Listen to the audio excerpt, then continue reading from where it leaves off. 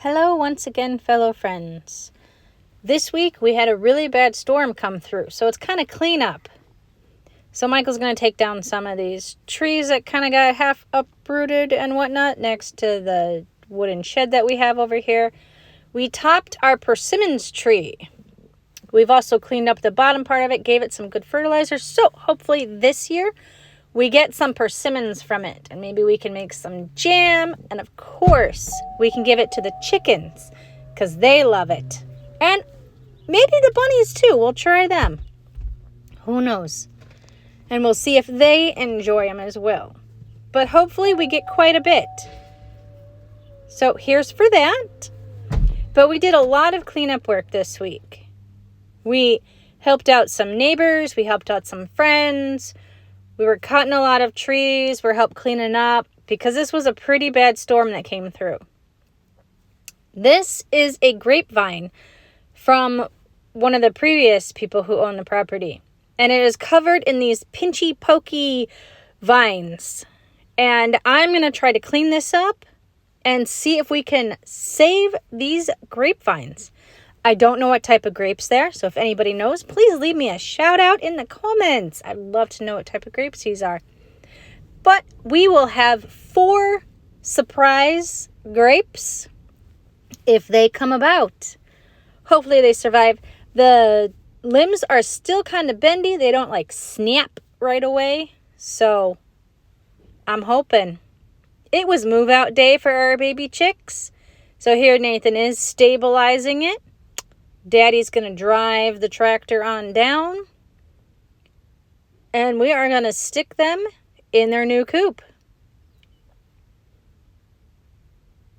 This is not going to be their final destination. This is just hardening them off. So the first week were in the house. The second and third week they were on the deck in a brooder area. And now we're kind of putting them in here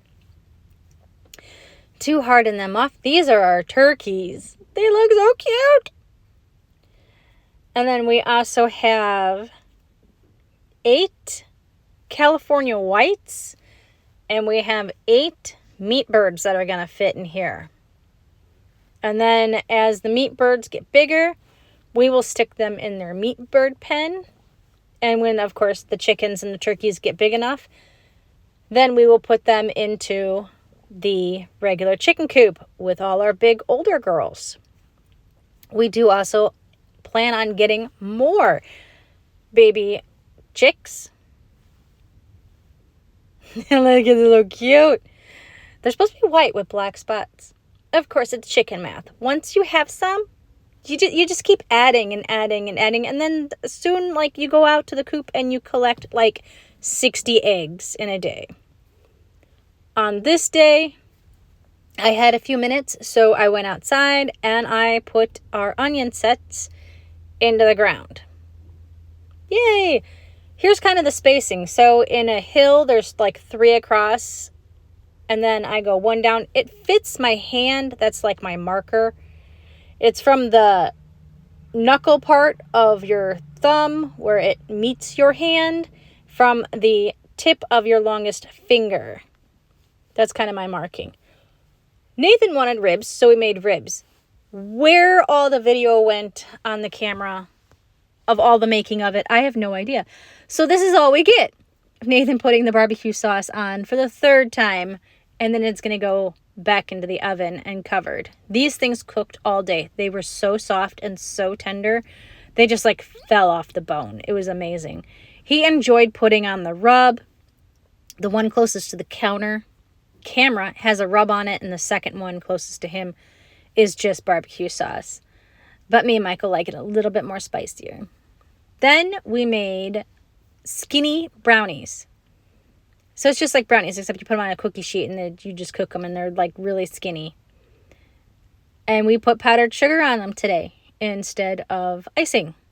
So I was showing Nathan how to work the powdered sugar. He got a kick out of it.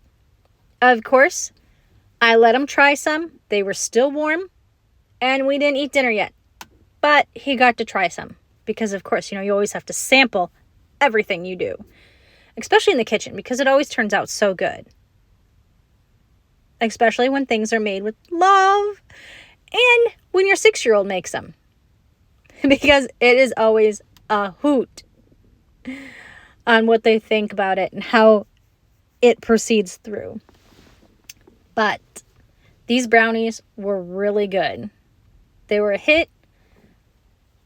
And I think we'll make skinny brownies again. It was like just enough brownie where you're not like chewing the brownie like when you get the thick ones, because they were skinny. These are our peach trees. Amazing.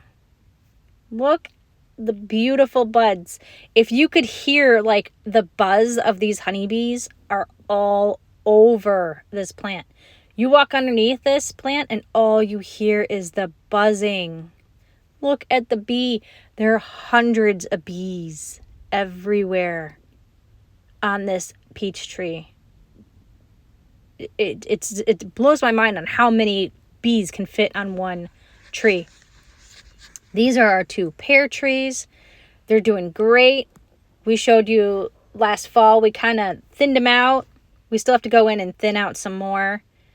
But these buds are just amazing and beautiful.